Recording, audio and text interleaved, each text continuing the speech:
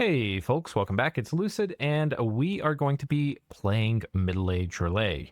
This is going to be the national overview. I'm actually re-recording this after the game concluded, and the reason for that is I usually feel like I do a better job with the national overview after the game's done. Usually I have a decent idea about how things play, but one of the things I have always found is when you play a nation, usually I have to play it a few times before I really start understanding things properly. You'll usually pick up this or pick up that, pick up little things that are really important that kind of change how you play a nation. But that education can really only come through the pain of experience. And yeah, so we'll be doing an update here. So, okay, so Middle Age Rlyeh. If you haven't seen it, go back and check out my Late Age Rlyeh game in Dominions 5. It was played on a huge map in Bosmos. That was the name of the map. And it was like a 50-player game, 60-player game. I don't want to spoil it, but it was just, the scale of that game was enormous. The scale of the diplomacy was enormous. The scale of the coalitions was enormous. The scale of my income in that game was enormous. It was a crazy game. It was also basically played with Dominions Enhanced, which changes a ton of things. And my understanding is Dominions Enhanced has been sort of ported. I haven't really had much time to play a ton of Dominion 6, so I haven't had a chance to check that out, but it's pretty cool. Okay, so Middle Age Rlyeh in Dominion 6, has it changed a lot? It's changed some, but it's changed in important ways. And one of the things that's changed is the paths on your capital mages changed from death randoms to glamour randoms. So that's pretty important. Otherwise, the roster hasn't changed a ton. However, other systems in the game have changed, and those changes have had pretty big impacts on Rlyeh, especially things like the Nexus dimension existing and things like that. And then there's a bunch of new globals, and the way the globals all work and how that interacts with all the other things in the game actually affects like this nation a lot and how it plays. And I won't get into all the global stuff, but I will talk a little bit about Nexus and its effect on this nation, because it is pretty important, and it's one of the things that this nation does and can do better than like pretty much other nations. Let's go there. Okay, so we'll get cracking though. We'll go through. Okay, I needed to do a little more context before we go through the troop lineup. One of the things is that Middle Age Rlyeh exists in Middle Age. And Middle Age is it's basically the hardest era. It's it's the era with the nations with the strongest mechanics. So it's like the environment in which Middle Age Rlyeh lives is very tough. It's a very hostile, highly aggressive, very strong environment. Middle Age tends to have a lot of aquatic or amphibious nations. So there's a ton of land nations which can go in the water. So just because you're a water nation doesn't really mean you're safe. There's a lot of really strong nations that can do this. Like, not just that they can, but the nations that can do it are super strong. Airmore can go in the water. Asphodel can go in the water. Zabalba can go in the water. Gartha can go in the water. Scalaria can get in the water. There's a ton of nations that can, like, not only do they have the option to go in the water, they have the option to go in the water with enough strength to kick, like, if, in a 1v1 where they're equally sized, they probably won't win. But if they have an economic advantage or a research advantage, they could certainly come in the water and just straight up kill you and take all your stuff. So that's really important context for existing in the Middle Age. There's a ton of amphibious stuff. Lots. It's very available going between land and water. Not every nation can, but a lot can.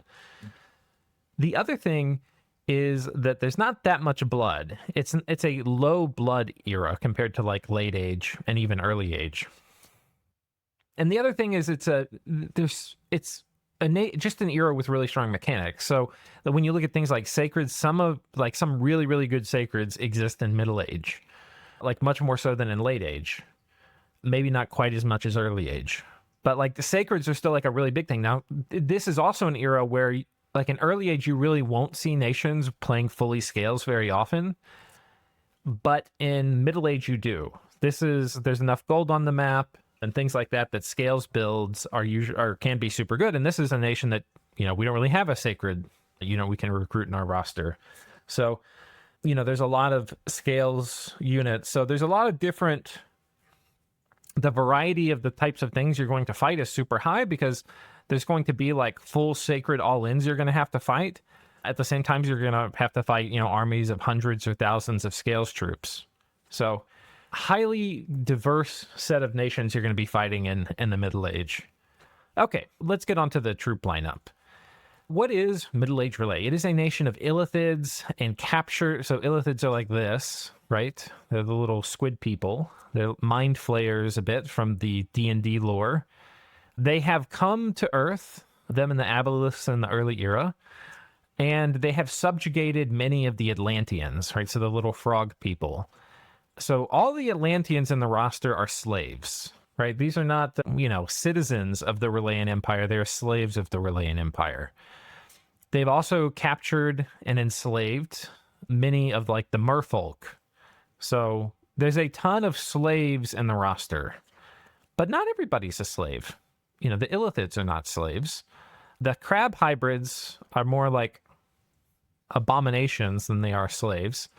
And the hybrids are also more abominations than slaves. So you have like things that are magically put together, and then you have slaves.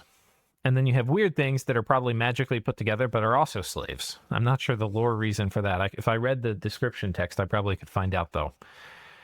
Let's actually see what it says. Shamblers are fanatically loyal, but too stupid to carry armaments. Yes, I don't know. I guess they're Atlanteans, though. And because they're of Atlantean origin, they need the slave tag. Okay. So let's go through these. As I mentioned, there are a ton of aquatic threats. There's a lot of really good other, underwater starting nations like Atlantis, like Oceania, like Yis. So your survival underwater is far from guaranteed. And not only from the land nations, which can come underwater, but from all of the other underwater nations. And your troops are basically broken up into two types. You have some troops which you can only make underwater, and that will include things like this slave guardian, which is aquatic, and things like the crab hybrid, which are aquatic. Most of your lineup, though, is amphibious. Most of your lineup can go on land. Like basically all the little frog people, these guys can't. Basically all these mermen are stuck underwater. All these guys can, but the hybrid can't. The shambler can, though. And then the illithids can, as well as the hybrids. So you have a largely amphibious roster. However, for expansion, I find the best unit to use for expansion, and it's also quite nice for early wars because it's very killy, is this Slave Guardian. It's extremely killy with this bone trident. It's very cheap to produce. It's very fast, so it can flank very well and do all sorts of things. And it has enough basic armor that it tends to kind of do okay, and it's got a lot of hit points. 15 hit points is a lot. If you compare that to these guys, like the Slave Guardian here, it's only got 12. And of course, this guy does more damage than the Slave Guardian, has better attack and defense, is faster, just all around really good. Now, all of your slave troops are going to have one major weakness, and you notice we have a lot of different kinds of slave troops. And if you're looking at this, when I said weakness, you know what it is. It's the morale. The morale is not very good on these guys. This is one of the main things you're going to have to think about because you are a Scales nation. You're going to be fighting with Scales troops. You have to think about morale. Now, you might think, okay, well, the Meteorite Guard, the morale's not bad. You'd be right. This troop has decent morale. But other things like the Illithid soldiers, these are your really good troops. The morale's bad here as well. So while I'm saying things like this Slave Guardian really good for expansion, also has some problems. They rout reasonably easily. The thing is because they have low morale, all these lower tier versions of the troops, like these guys or these guys, they tend to just completely fucking suck. They are horrible. And the reason is you take something with low protection, okay, it's not good. We don't really like that. But you combine that with low morale, now they're dying in droves, and the dying is causing them to rout. They really just can't hold up in combat at all unless you have tons of morale boosting gear or a morale bless on your, for your nation. So when I said morale bless, I meant inspiration. Okay, so importantly, though, you are almost certainly going to have some underwater expansion you need to do. I would suggest you consider looking at these Slave Guardians. They are really, really nice. You can also get these guys, but they just have a spear, which is going to be much less killy. I can't think why you would really want to take them compared to the bone trident. It's just so far superior. And then these other guys are complete garbage. The Atlantean, the other thing about these guys is because they're fast. If you do frogs for expansion, there's a lot of fast stuff that exists like for indies, and it's very easy to get your commanders killed. You can expand with frogs for sure. Frogs, I'm calling the Atlanteans, but I think you really want to look at these for underwater. However, at some point in the expansion, you'll have to say, okay, I could make more of these guys and maybe I could use them to still take underwater provinces, but at some point I'm going to need to expand on land, and I need to start making stuff like, okay, I make a party of these slave guardians and maybe I take 2 provinces, but now they're stuck underwater for the rest of the game. You want to make stuff that can go on land. You have a couple options. One is this slave guardian, reasonably cheap, decent armor, fights really well, also has a bone trident, not quite as good at stats, but can go on land. Super solid pick. Problem is morale. And having low defense, it's going to mean they take a decent amount of attrition, but these guys can stay and fight. But you will also probably find there's battles where you feel like you should have won and you end up losing because you rout. And when these frogs rout, they all die because they're slow as hell, and they basically are going to get picked apart as they're trying to escape off the battlefield. So you can do these, but then we have to talk about the creme de la creme. So these guys, if you look at them, 11 resources, 6 recruitment points, 9 gold. These guys, 13 gold, way more. 33 resources, 16 recruitment points. These are far, far more expensive, but you have really good protection.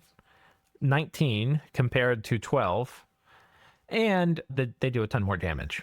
I think for expansion, you probably are going to want these guys since quantity is a quality in and of itself, and they have good enough armor that, you know, it's going to be fine. But if you're doing like weird point buffing things, these are certainly going to be better point buff recipients.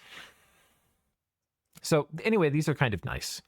You can also expand with illithids. If you're going to do illithid expansion, you're going to be limited by recruitment points, so you want to take like order 3 most likely. And let's just talk about these. So the illithids come in 2 different flavors. They come in the unarmored version, and they come in the armored version. The unarmored version gets a life drain attack, which is armor piercing, which is really cool. The armored version has a meteorite trident. Now, you might be like, oh, well, I want to do the life drain attack. This sounds great. Let's do this one. You'd be wrong. This fucking sucks. It's horrible. And the reason is because these guys don't have great morale. They don't have good defense. And this is a link to 0 weapon. The combination of this means it's literally impossible for them to use this attack. They will always get repelled. They will usually fail the repel check, and they will never do damage. So this might as well not exist. Having this here is this thing where you're like, oh, this looks really useful. I could use this. This sounds great. No, this is trash. It's a trap for using it in melee. Now, not costing resources means it's great for Mind Blast. These guys can slam some Mind Blasts down. And yeah, you know, if like 5 or 6 of these guys is surrounding someone, yeah, they will kill it with a life drain. But if you're thinking like, oh, we're going to Mind Blast and then, okay, this is another mechanic that changed in Dominion 6, is the way Mind Blast works now. It's not a fixed number of ammo. It uses fatigue. Okay? So you might think, okay, we use the Mind Blast until we hit 50 fatigue, at which point Mind Blast cuts out. Then we go into melee and we'll heal all our fatigue with life drain. It sounds like it would work. It doesn't. It's because you get repelled all the time. However, if there's just like some stragglers you have to mop up, yeah, these guys will probably do it. The Meteorite Trident does far, far better in 99% of cases in melee. It will repel, but most importantly, usually aren't worried about getting repelled. Yeah, there's linked 4 and 5 things that will repel this. It's also got a lot of protection, so it's not going to like immediately melt in melee. That's the most important part. You would imagine it would, as a soldier, it would have a bit better morale as well, but it doesn't. So anyway, you can use these. Generally, I think, so what you would do, I haven't tested this a lot in Dominion 6. The indies are a lot bigger. There's more piles of indies. So the way illithids would normally work is you mind blast them, and by the time they've closed ranks or whatever with you, There's, maybe, I don't know, 10 or 15 you actually have to have your troops chew up, and they're usually all scattered because Mind Blast has kind of messed up their formation. So you just sort of chew up what's left, and then you keep going. There's a few things to note when you're fighting underwater, is that underwater combat typically is faster. Like the speeds are faster, so they close faster. So because of that, you're only maybe going to get like 3 rounds of Mind Blasting before the enemy closes with you. And then when they close, because there's a lot more troops, it's very unlikely there's going to be 10 or 15 that close. More often there's going to be 30. So you're going to need a lot of Illithids to do the Mind Blasting thing. Like, you're really going to have to go hard. And it's going to take a while for you to make the second expansion party. The good news about it, if you do that, and you might want to take an expander if you do that, if you do really lean into Illithid expansion, you're going to have a phenomenally scary number of Mind Blasters when you take all your expansion parties and you group them up. And if you have something like 100 by the end of the first year, which might be close to being possible, that is very likely enough, especially with some chaff support, which could be indies. Like, you don't need good chaff support once you have 100 Illithids. You just need stuff. That could be enough to just kill a player. So that's certainly something to consider. I will say I had found this expansion a little bit tricky. I didn't test it much, but just the increased indie count really, because, like if there's 50 guys and you're Mind Blasting 30 of them, then you have 20 to fight. But if there's 70 instead of 50 guys and you Mind Blast 30 of them, then you have 40 to fight. So twice as much. It's a lot. Like, small increases in troop quantity mean huge numbers left you have to fight. Anyway, that's expansion. I think talking through it. I'm going to talk through a little bit of the troops here for later in the game and their purpose. Once you're through expansion, in my opinion, you really have 2 kinds of troops you're going to want to make. One are the Meteorite Guard. The other are the Illithid Soldiers. Oh, well, there's a couple more. And then the Lobo Guard. And these 3 all have purposes. I don't really... you could make an argument for this guy. Probably a bit of a strong argument. But once you become resource constrained... gold constrained rather than resource constrained, you likely are going to want the Meteorite Guard over these other options. And even things like the Meteorite Guard are going to outshine, I think, per gold, stuff like the Slave Guardian underwater. And then, of course, you might want these 2, you might also want at different times. And then there's going to be a role for the hybrids, but you're not going to ever pay for them. You get these hybrids for free in coastal forts if you have Dominion there. Let's talk about the Lobo Guard first, the Humble Lobo Guard. When do you want these? These basically, in my opinion, are siege chaff. They're phenomenally efficient siege chaff. They're 5 gold, and you only pay half that in upkeep. So super gold efficient. You get a tremendous amount of hit points, 13 hit points, and a lot of strength. These guys have great wall popping power per gold. They're some of the best recruitable siege strength in the siege chaff in the game. They have major weaknesses, though. One of those is MR. So there's a ton of ways if you're fighting a Rlyeh and they're relying heavily on Lobo Guard, you can really fuck them up by targeting MR. So there's a bunch of things that there's like unraveling and stuff, which affects magic beings with low MR. There's a bunch of different things you can do to these guys. So they have bad MR. That's one of their main weaknesses in the late game. But they do have really good morale, so you don't have to worry about things like Wailing Winds and stuff like that, or Fear Plays or anything like that. They also have dark vision, so they're able to see in the dark, and that will make these combat stats, which otherwise are completely awful dog tier, and it makes them pretty good when they're fighting in the dark against things that aren't. That said, they don't do much damage. Really, the way to think of these guys is they're chaff. You can also get them so fast. You can get like 100 of them a turn in a fort, potentially, like a ton. So, yeah, you can just slam these out. These also are reasonably good to consider using if you're doing Illithid expansion, because you just kind of want like an angry mob to kill the few guys who aren't mind blasted. And these fit the ticket there pretty well. So... yeah, these are the Lobo Guard. They take buffs reasonably well just because they're so cheap. So painting buffs on them, they actually become decent in melee. If you put like most of the buffs in the game on them, they're really strong. Of course, other things are going to take buffs better than them, but still. Certainly worth getting. I don't think you want to rely on them doing much of your melee. The other way you can think about these guys is if the job of the melee troops in your army isn't to kill things, it's just to sit there while your mages kill things, then these also are great. Because everything else we're going to be looking at, they have other jobs where the troops, their job is to kill stuff. But if you don't think of it that way, if you change the way you think, no, the job is just to sit there and take a while to die, and then as they die to not cost much, these do that job really well. The melee troops, though, that are really good are the Meteorite Guard. These are some of my favorite troops in the game, but I'm more bearish on Meteorite Guard than I used to be. I used to think they were like maybe the best troop in the game, like Scales troop. I really like them a lot, but I think there's big problems with them. And so I'm going to talk about some of them. They have decent morale for a Scales troop, which is nice. That's in contrast to most of your other troops. So it's one of the reasons to think of switching to using these guys sort of early-ish. They have Dark Vision, 100%, which is amazing. This is a great tag. They have Slave, which is also a great tag. Normally it comes with bad morale, but in this case, the morale's sort of okay. It's not amazing. And then they have really good magic armor. So this magic armor means you're immune to things like Ironbane and stuff as well, but it also just gives you really good protection. The attack skill's pretty good. The defense skill's not great, but they have a bit higher than average strength and a bit higher than average hit points. So these guys are super duper tough. But the weaknesses, oh, they also have really good MR. So this also is really, really nice. Having 13 base MR, very good.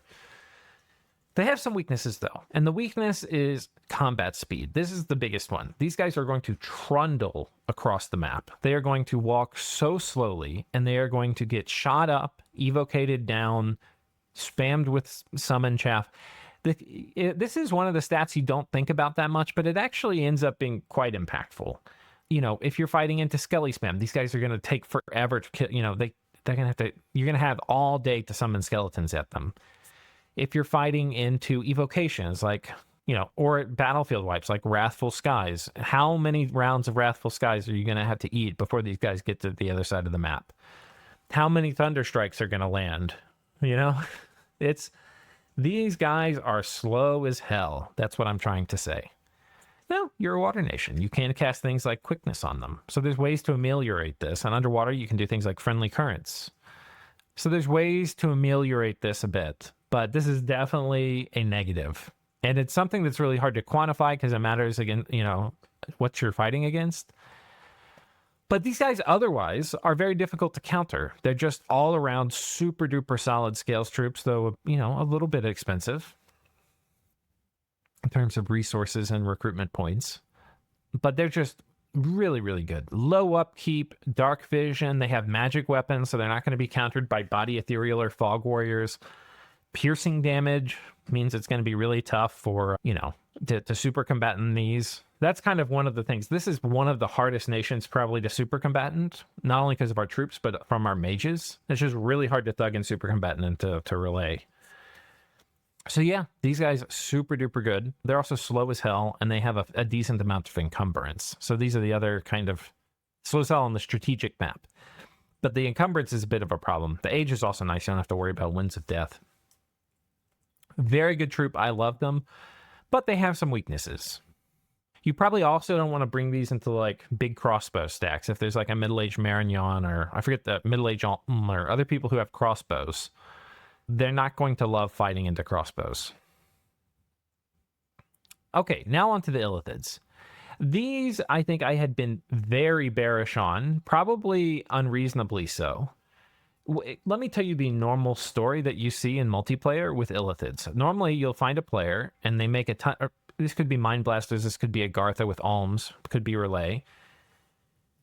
They'll make a stack of like 200 or 300 of these guys. They'll kill one player, then they'll be like, oh, I'm really tough, and they go and attack somebody else. But the second person they attack, they have researched the ancient technology of anti-magic. And they have a big proper army. They cast anti-magic on it. And then this whole squad with like 200 Illithids at 50 gold a pop are all dead. And then they cry, and the game's over. So, for them. So, these guys, once anti-magic comes out, or if you're fighting guys with like a magic resistance bless, dramatically decreases the effectiveness of Mind Blast. Or you're just fighting high MR troops. It's not a stat you're normally looking at when you're looking at the roster of your nation, but there's a few nations in Middle Age that have like really nice MR on their troops. So yeah, that's definitely something to be aware of if you lean really far into Illithids. And so I would think of Mind Blast as a nice bonus on these troops. And for that reason, I think this guy's, because he's all about Mind Blasting, you can use them for expansion, but I think you almost always want to phase them out after that. I could be wrong, but this is just my national overview, my thinking on this. And you want to phase them out for these guys if you choose to use them. You can play Rlyeh without using these. I'll describe some of the disadvantages of doing that as the game goes particularly late. But for that, I first have to talk about some of the tags and what they mean. First of all, these are far, far more expensive than the Meteorite Guard. They're 50 gold to purchase instead of 13, and they have 40 upkeep a year per unit. Compare that to 5 upkeep a year per these guys. So you could have 8 Meteorite Guard in the long run for upkeep cost per Illithid soldier. And I'm pretty sure 8 Meteorite Guards would kill one Illithid soldier in a fight, often due to the, to the nice magic resistance these guys have. But if we get into buffs and things like that, it may no longer apply. Okay, so they're very expensive. That's the first thing. If you're like, okay, I'm going to play a Rlyeh and I'm going to make a lot of Illithid soldiers, these guys are going to chew up a ton of your upkeep. They're very expensive to buy and to maintain. Yeah, they're super duper expensive, but they have really interesting and good stats. So you fit 2 per tile, they're size 5, they're 28 hit points. They have decent protection. It's nothing to write home about, but 17 protection is quite nice. They have phenomenal triple S tier magic resistance. This is as high of magic resistance as you'll see on troops, basically. 16 is phenomenally high. The morale is only 10. This is a big problem. Right? This also is a problem for the Meteorite Guard, but the Meteorite Guard have higher. It's 12. With these guys in particular, those 12 almost feels worse because it takes them so long to get across the battlefield that as they get hit by evocations and other things, they're very likely to rout. So yeah, you've got 10 morale. This is like a very big weak point in this chassis. And then you've got good strength, decent attack, very bad defense. Precision doesn't matter. Combat speed is 7, so this is actually a bit higher than the Meteorite Guard, which is quite nice. This is a nice 20, not 20. Yeah, 40% faster. So yeah, that's quite nice. And the encumbrance is significantly lower. The Meteorite Guard, we're looking at 7 encumbrance, but these guys are only looking at 4. So that's a quite nice change in encumbrance. And these guys they're able to like 2 province move, I believe, between like 2 planes, which is also quite nice. Age, they live forever. But yeah, to finish the tags though, so they're amphibious. Very important. They have blunt resistance. Now, most of the things you're fighting aren't blunt damage. There's some things that are really notable, like statues and stuff for Agartha are blunt damage. Particularly, though, water elementals do blunt damage. So in a underwater bowl duel, these guys having this blunt damage, blunt resistance modifier actually is huge in underwater fights where once you get to water elemental tech. These are sort of one of the few troops that can sort of go toe to toe with water elementals. They, once you, not by themselves, but once you start stacking buffs on them, you're going to lose some. They're not going to like sit there and tank water elementals forever, but they'll tank them for a long time and they'll chop them up pretty quick with the trident. They have a magic being tag. This is only a malice. There's nothing good that comes from this. They have spirit sight, which is quite good, extremely good. This gets past glamour, so this is better than dark vision. The Meteorite Guard have dark vision, right? Really good tag. Spirit sight, even better tag, right? So very good with all the glamour magic and stuff that exists. Also lets you see in the dark. And then Void Sanity. This is a tag that's very easy to like look past. Okay, this doesn't matter. This did not matter much in previous games. The only thing this sort of worked for in previous versions was like the late age Rlyeh Dominion, making you immune to that. That was never like that big of a deal. if you were having to fight, or if this was like a bodyguard or well, not even a bodyguard. If you got sent to the void, which a unit is never going to get sent to the void in Dominions 5, right?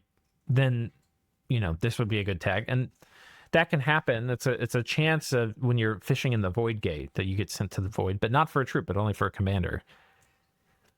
The other weird use case is if you had astral fetters on your army, this tag lets you still do returning.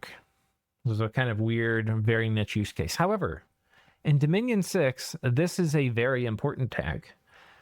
There's not many units that get it that are not Rlyeh. There's I think Unsleeping or something for Atlantis. Maybe a couple other troops, or maybe like some of the Shrimp, I think, for Joman have it. And then the only generic troop I think that has it are Ether Warriors. This tag is super important for fighting in Nexus, for fighting in the Void. If you're fighting in the Void, your stats get completely fucked if you don't have this. Your MR gets cut in half. I believe your attack and defense get cut in half. You are just completely your combat speed gets cut in half. I can't remember all the tags that happen when you fight in the Void, but it's extremely bad. You're going to get completely trounced. Like, the difference between basically, if one army, if you take 2 random nations and they're fighting in the Void, nobody is going to have this tag. In which case, it doesn't matter. They're basically fighting from an even playing field. If one of the players has Void Sanity and they're fighting in the Void, they are going to just trounce the other player unless they're bringing like an abundance, more power and magic and stuff. So anyway, interesting now that this tag is like super niche. 99.9% of the time, this tag is not going to do anything. But in that 1% of the time, it's like the single most important tag in the game for that particular situation. So anyway, it's kind of interesting. Let's talk a little bit strategically about which ones of these you would pick in which time. The other thing to consider is in the late game, you have strategic nukes. These guys will get killed by things like Murdering Winter, potentially, by things like Flames from the Sky, etc. They're much more vulnerable to strategic nukes. These guys are not.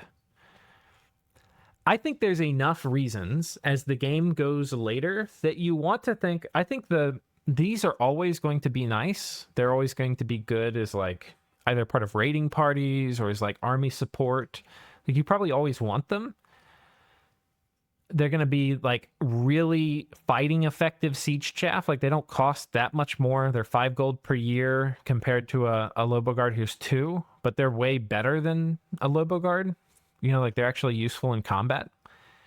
So I think you're always going to want some Meteorite Guard, but as the game goes, and in the middle, like the middle portion of the game when you don't have strategic nukes and stuff yet, I think you do still want to consider having armies primarily composed of Meteorite Guard.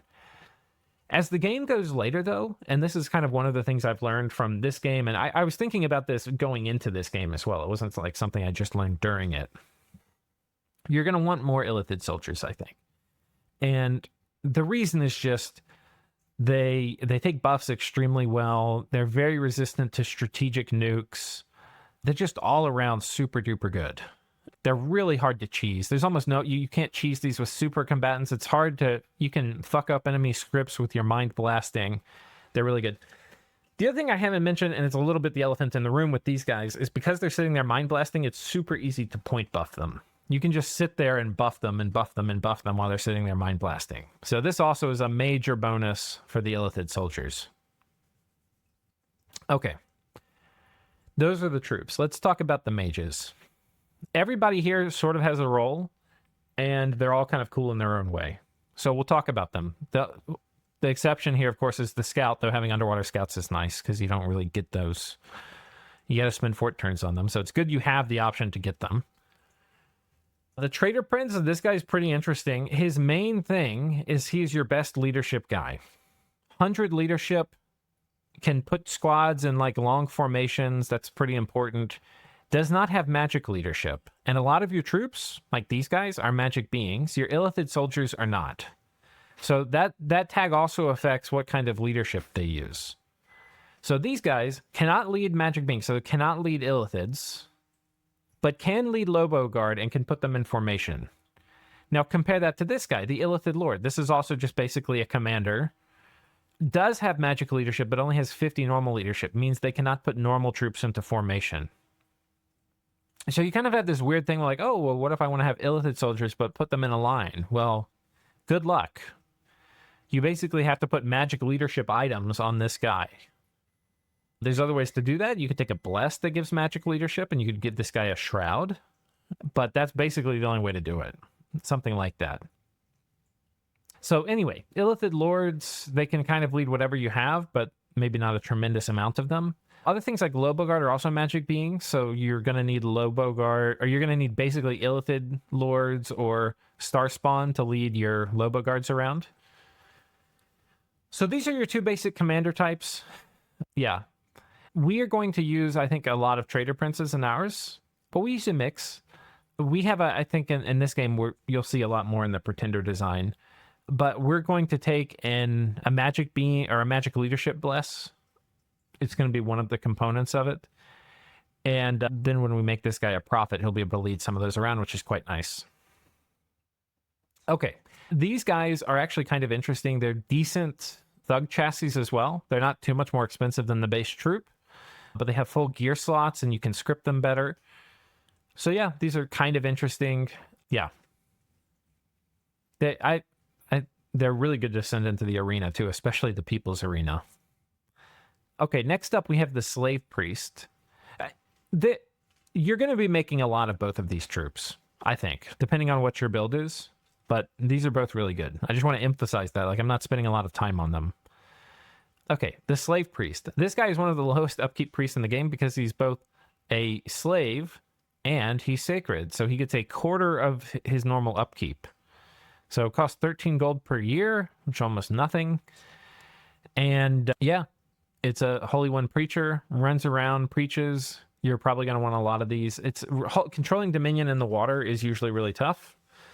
And if you're in like a knife fight for your first war, it's very easy to like lose control of Dominion. So yeah, these guys are really good. You're going to want a lot of them. Their job's really simple, just to preach. Star Child. Okay, these are really interesting. They're assassins. They have Spirit Sight, which is quite nice if you end up fighting at night. They're stealthy and they have Body Ethereal, or, Astral 1.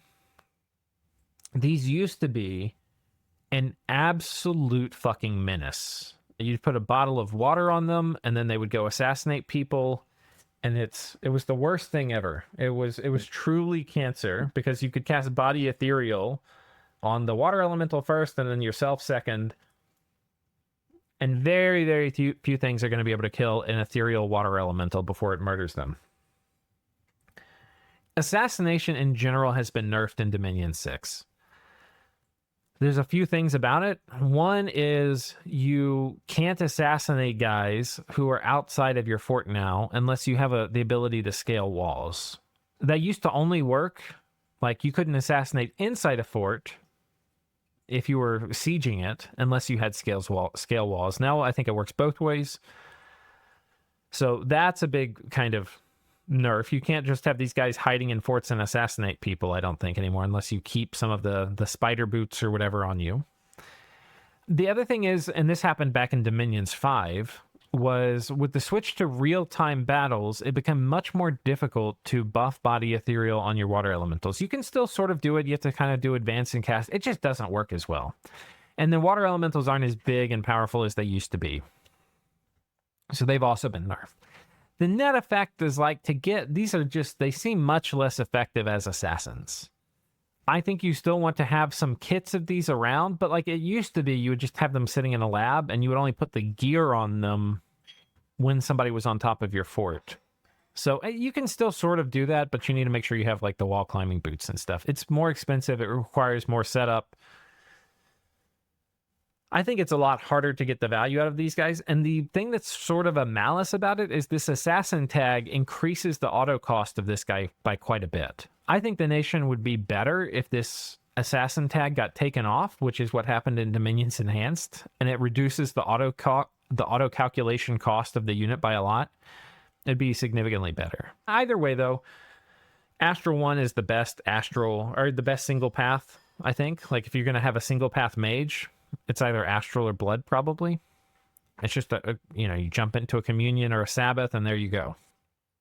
But this also is really good for point buffing, but Blood's good for blood hunting. So anyway, these are super duper duper useful. They're a little bit vulnerable to strategic nukes. 14 health is a lot, but not quite enough to survive like Murdering Winter and stuff. So anyway, these are just really good. Stealthy's really nice. You're not really a stealthy nation, but these are the only guys who can really do it. You can also do kind of weird things with these guys, like leading. They do have the ability to lead undead. I mean, not magic beings. So we were going to do some raiding and stuff with like jellies and, or what am I calling it? Cubes, whatever they're called. And these guys are pretty good at point buffing them and stuff. Okay, slave mage. These are the real workhorse mage of the nation. They're slaves, so they get low upkeep, which is really, really good. But they have really, really bad morale. Now, some of the bad morale we have on this nation, you'll notice this is a repeating theme. Some of the bad morale we can fix by putting, like, morale boosting gear on our commanders. We can fix by taking an inspiration bless, things like that. On commanders, it's much harder to fix morale. Now, if you look at these guys, it's 10 morale. It's nothing to write home about. But it's not 7. These guys are looking for an excuse to leave. Right? They're not like, oh, maybe we can win the battle. No, it's like, maybe when somebody's not looking, we can slink away.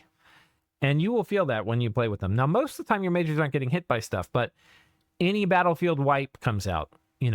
Rain of Stones. Anything that's doing damage, anything that's doing a morale play, these guys are going to just head to the hills.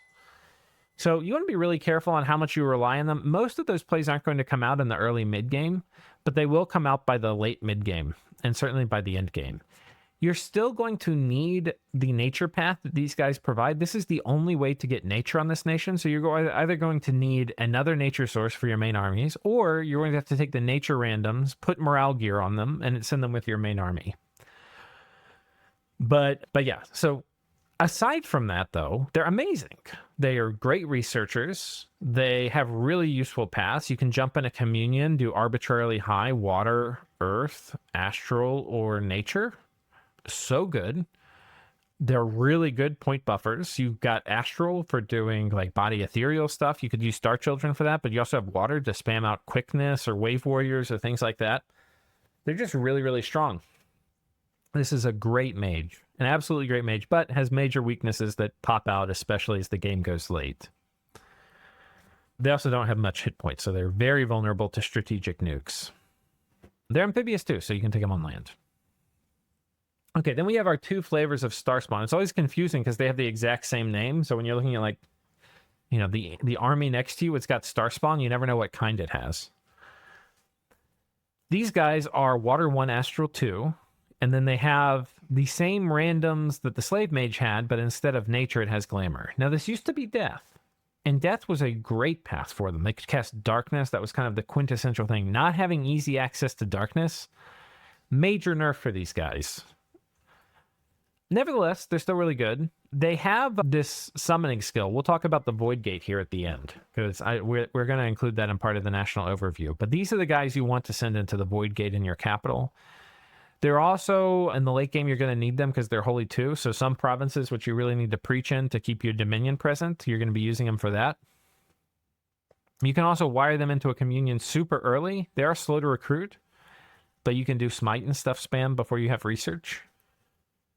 The randoms you get, some of these are going to be Astral 3, which means you can pretty easily do things like Mind Hunt, but also teleport. So you can turn these guys into like kind of weird thugs.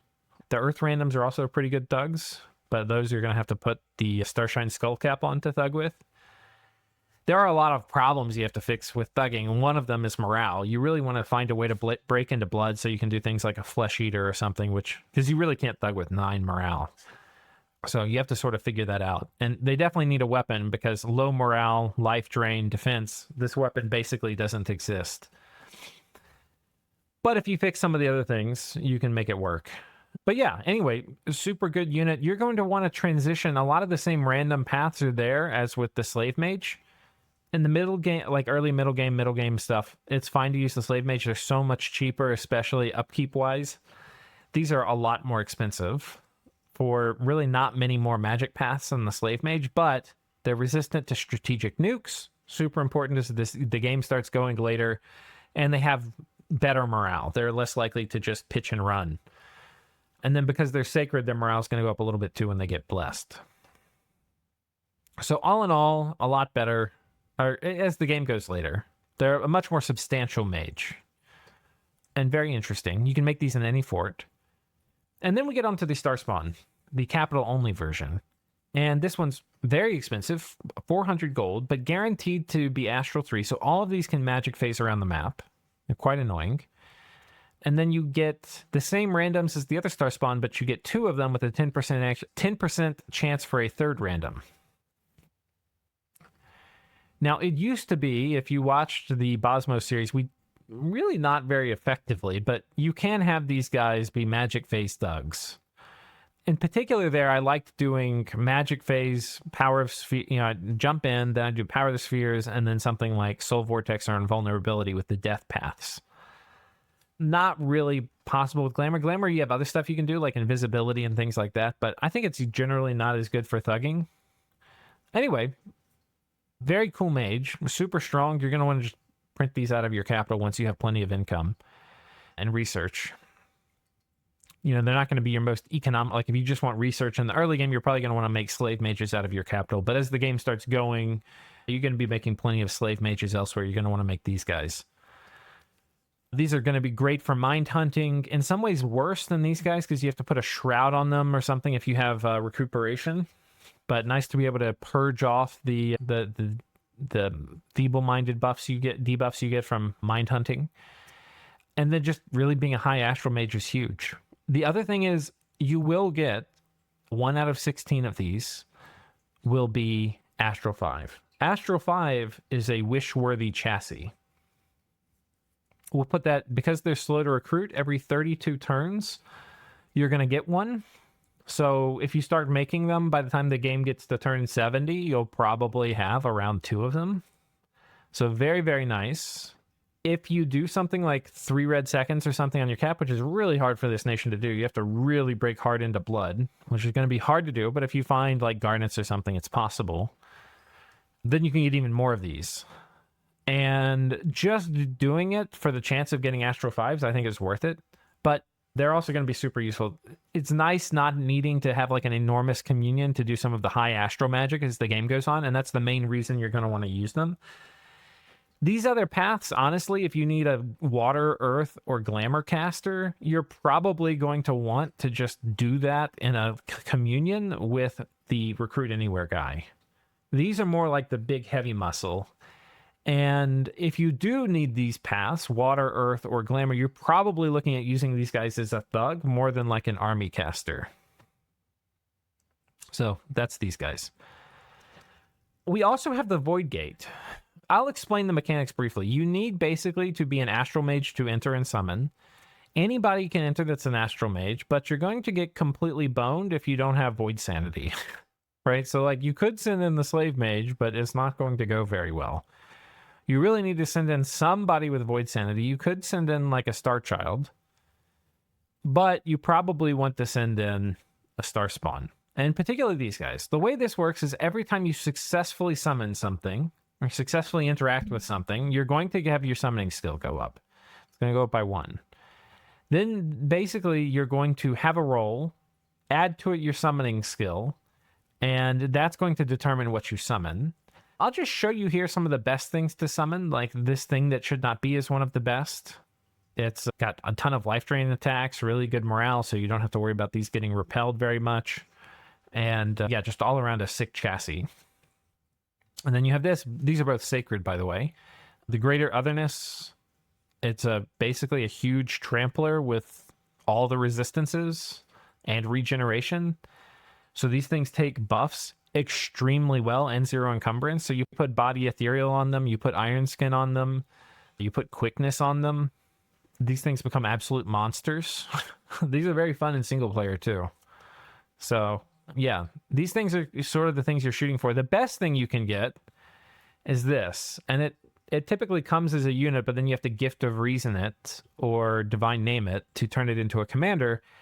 And as a commander, it's really, really good. It teleports around the map, so it can be anywhere. It has no protection, but it does have damage reversal, so it's got a decent chance to take the damage you would have done to it, block it, and instead do that damage to you. It's quite nice. It's an innate caster, which is really good. And then it's got 4 Mind Blasts a turn that it does. It's just basically really strong. Yeah. It'd be nice if it had like a life drain attacker. It does tend to get out of it gets encumbered rather quickly in combat. But nevertheless, these things are amazing. They're great. You get very, very excited when you roll one of these out of the Void Gate. I'll show you the table here real quick. Okay, so this is the table for the Void Gate. Basically, there's a chance that any of these that you summon can attack you. And some of these things have a much higher % chance to attack, right? And yeah, so basically, you're going to roll, I forget what it is. Oh, it's a 2d6 not open. So the highest you could get is plus 12. So if you start off in year 0, this would be like, if you have a Star Child that you put in that has no starting summoning skill, this is the highest you could get. This would be like winning, would be getting these things from beyond, which kind of suck. But if you start off with the Star Spawn, you get a bonus 3 to start. So you're going to be starting at 3, so 3 plus 12, the highest you could get there is a 15, and then the best thing you could roll is a thing that should not be, or a greater otherness. So these are both really, really good high rolls. And you can start getting these reasonably soon, but you're also much more likely to get this Dweller in the Deep, which will almost always attack you. Well, not almost always, but it's got a much higher chance to attack. So yeah, that's basically how the summoning works. There's usually a sweet spot because like why you can get vastnesses and greater othernesses here. This is really the thing you're aiming for, are these vastnesses, right? But getting more greater otherness is great. Yeah. When you get really high though, like let's say you get your summoning skill up to like 20, which is really hard to do, then at that point you're pretty much only going to be getting greater othernesses, which is great. But it'd be really nice if you could also have a chance at getting vastnesses. So a little disappointing when your summoning skill gets super duper high that vastnesses are completely ruled out. These guys are spammable, but the Visitor, this guy gives you access to air and is also an innate caster. But you can only have one of these. And if you have already gotten that, then it turns into just a greater otherness. So anyway, basically there's a sweet spot and really it's like 6 below this. So the sweet spot is really starting around like 12 to 14. You're going to have a chance of getting a lot of vastnesses once you get that to your summoning skill there. After that, it's going to sort of wind down. By the time you get to like 18, you might want to consider starting another summoner. But it's going to take a while for that other summoner to kind of ramp up. I learned a lot in this game about the right way to equip a summoner so that they're likely to survive the assassination attempts that they'll endure. There's also a chance they just get sent directly to the void with nothing to be done about it. So whoever you send will have a chance to basically die to the void. There's not like a surefire way to do this. Anyhow, kind of interesting. But yeah, you'll see us muddle through this. And by the end, if you stick through the series to the end, I have a very good setup that's extremely reliable for farming this. Okay, and it's not the kind of setup I think you would imagine. It's got a kind of like a weird kit.